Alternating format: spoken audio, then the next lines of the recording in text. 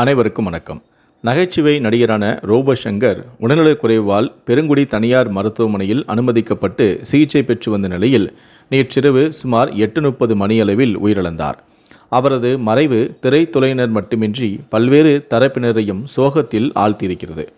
அவரது உயிரிழப்பு விஷயமானது மக்களுக்கு ஒரு முக்கியமான செய்தியையும் சொல்லிவிட்டு சென்றிருக்கிறது. அவருடைய ஆன்மா சாந்தியடணும் அப்படின்னு நீங்கள் நினச்சிங்கன்னா இந்த வீடியோக்கு ஒரு லைக் பட்டனை ப்ரெஸ் பண்ணுங்கள். நீங்கள் இரங்கல் தெரிவிக்கணும் அப்படின்னு நினச்சிங்கன்னா கீழே இருக்கக்கூடிய கமெண்ட் செக்ஷனில் உங்களுடைய இரங்கலை மறக்காமல் தெரிவிங்க. முடிந்த அளவுக்கு இந்த வீடியோவை மற்றவங்களுக்கும் ஷேர் பண்ணுங்கள். சரி, வாங்க இப்போ நாம் வீடியோக்குள்ளே போகலாம். ரோபோ சங்கர் விழுந்ததற்கு முக்கியமான காரணம் கல்லீரல் பிரச்சனை தான். இந்த கல்லீரல் பிரச்சனைகள் 4 வகையாக பிரிக்கப்படுகின்றன. இந்த பிரச்சனைகளுக்கு உடனடியாக தீர்வு காணப்பட வேண்டியதும் அவசியமாகும். நம்பர் 1, ஃபேட்டிக் லிவர், ஈரல் கொழுப்பு. 2வது, லிவர் ஹெப்பாட்டிட்டிஸ், ஈரலுடைய வீக்கம். 3வது, லிவர் சிரோசிஸ், ஈரல் சுருங்குதல். 4வது, லிவர் ஃபெயிலியர், ஈரல் செயலிழந்தல். இந்த 4 பிரச்சனைகள் ஆகும். நம்பர் 1, ஃபேட்டிக் லிவர், ஈரல் கொழுப்பு, அதாவது கல்லீரல் கொழுப்பு நோய் 2 வகைகளாக பிரிக்கப்படுகின்றன. ஒன்று ஆல்கஹால் சார்ந்த கொழுப்பு கல்லீரல் நோய், 2வது ஆல்கஹால் அல்லாத கொழுப்பு கல்லீரல் நோய்.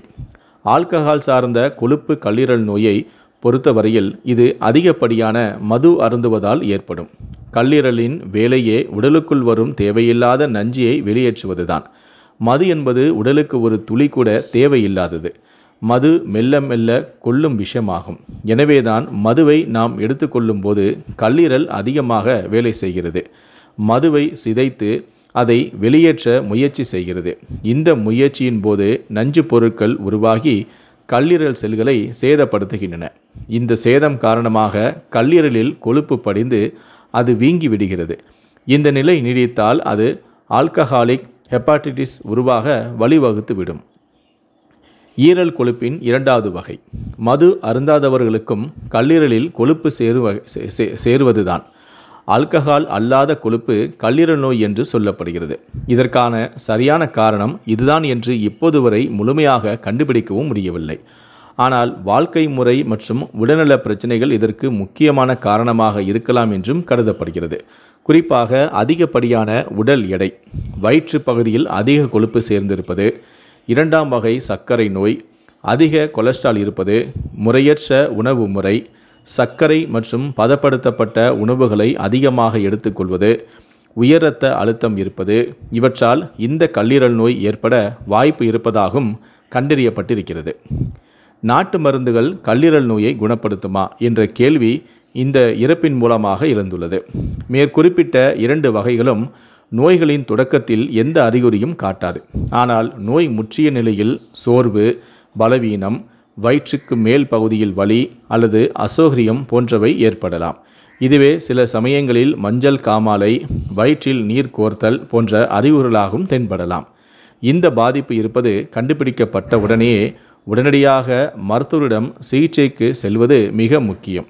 ஆனால் பலரும் சிகிச்சையை பாதியிலேயே கைவிட்டுவிட்டு நாட்டு மருந்துகளையும் சுய மருத்துவத்தையும் தேர்ந்தெடுக்கிறார்கள். உதாரணமாக மஞ்சள், பால் நெரிஞ்சில், ஆப்பிள் சைடர் வினிகர், நெல்லிச்சாறு இதையெல்லாம் எடுத்துக்கொள்வதன் மூலமாக கல்லீரல் கொழுப்பை கரைக்க முடியும் என்று நம்புகிறார்கள். ஆனால் கல்லீரல் கொழுப்பை முற்றிலுமாக சரி செய்ய இதெல்லாம் போதுமானது என அறிவியல் பூர்வமாக இதுவரை நிரூபிக்கப்படவும் இல்லை. எனவே கல்லீரல் விஷயத்தில் சுய மருத்துவமும் முழுமையான நாட்டு மருந்தும் ஆபத்தானதாகும். அடுத்து கல்லீரல் நோய்களில் 2வது இடத்தில் இருப்பது லிவர் ஹெப்பாட்டிட்டிஸ். இது வைரஸ் தொற்று காரணமாக ஏற்படுவதற்கு வாய்ப்பு இருக்கிறது. ஹெப்பாட்டிட்டிஸ் ஏ மற்றும் இ வைரஸ் பாதிப்புகளை கொண்ட ஒருவரின் இரத்தம் இன்னொருத்தருக்கு ஏற்படும் பொழுது இந்த பாதிப்பு பரவலாம். அதாவது ஒரு மேன்ஷனில் ஒரே சவரக்கத்தியை பலர் பயன்படுத்துவதும் போது இந்த நோய் பரவுவதற்கு வாய்ப்புகளும் அதிகம். அதே போல அதிகப்படியான மது அருந்துதலும் இந்த நோய் வருவதற்கான வாய்ப்புகளையும் ஏற்படுத்துகிறது.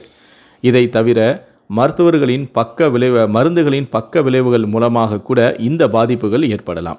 மருத்துவர் பரிந்துரைக்காத மருந்துகளை சுயமாக எடுத்துக்கொள்வதன் மூலமாகவும் கல்லீரலுக்கு நஞ்சு அதிக அளவில் சேர்ந்து ஹெப்பாட்டிட்டிஸ் ஏற்படுகிறது.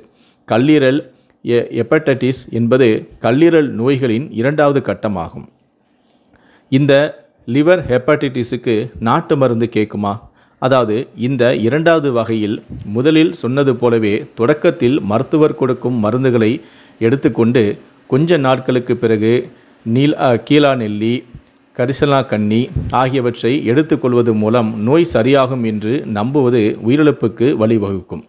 ஏனென்றால் கீழா நெல்லியும் கரிசலாங்கண்ணியும் லிவர் ஹெப்பாட்டிட்டிஸ் நோயை முழுமையாக குணப்படுத்தும் என்று அறிவியல் ரீதியாக நிரூபிக்கப்படவில்லை அல்லது போதுமான சான்றுகளும் இல்லை.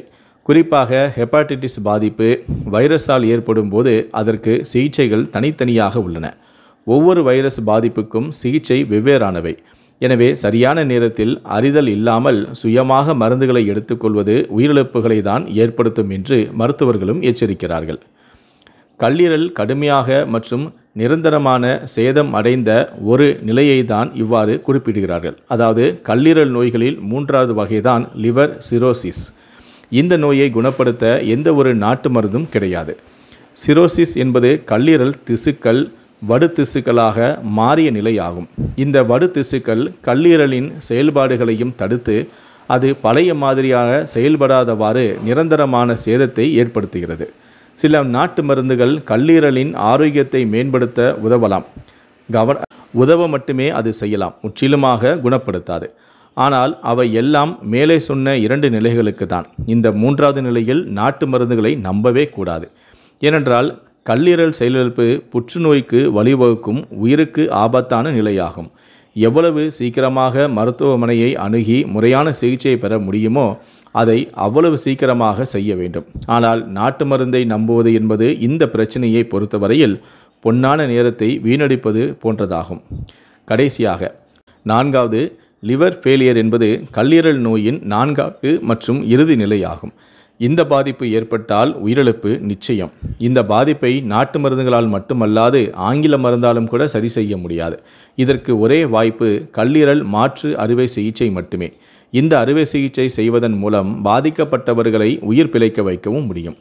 லிவர் ஃபெயிலியர் ஆன ஒருவருக்கு நாட்டு மருந்துகள் கொடுப்பதன் மூலம் உடலில் நஞ்சுகள் அதிகமாக சேர வாய்ப்பு இருக்கிறது. இதனால் இரத்தப்போக்கு, சிறுநீரக செயலிழப்பு போன்ற அவசர நிலைகளும் ஏற்படும். எனவே இந்த பிரச்சனைகளுக்கு கல்லீரல் மாற்று அறுவை சிகிச்சை எவ்வளவு விரைவாக செய்ய முடியுமோ அவ்வளவு விரைவாக செய்வது மட்டுமே உயிர் பிழைக்க வாய்ப்புள்ளது. காமெடி நடிகர் ரோபோ சங்கருடைய இந்த உயிரிழப்பு விஷயமானது தற்போது மக்களுக்கு முக்கியமான ஒரு செய்தியை சொல்லிவிட்டு சென்றிருக்கிறது. அதாவது கல்லீரல் சம்பந்தமான நோய்களுக்கு நாட்டு மருந்தை எடுத்து உங்களுடைய நேரத்தை வீணடிக்காதீர்கள் என்று இந்த இறப்பு உங்களுக்கு ஒரு பாடத்தை கற்பித்து விட்டு சென்றிருக்கிறது. இந்த வீடியோவை பற்றிய உங்களுடைய கருத்துக்கள் என்ன அப்படிங்கிறத கீழே இருக்கக்கூடிய கமெண்ட் செக்ஷனில் மறக்காமல் சொல்லுங்கள். முடிந்த அளவுக்கு இந்த வீடியோவை மற்றவங்களுக்கும் ஷேர் பண்ணுங்கள். மேலும் இது போன்ற பல வீடியோக்களை பார்க்கணும் அப்படின்னு வச்சிங்கன்னா மறக்காமல் சேனலை சப்ஸ்கிரைப் பண்ணுங்கள். நன்றி, வணக்கம்.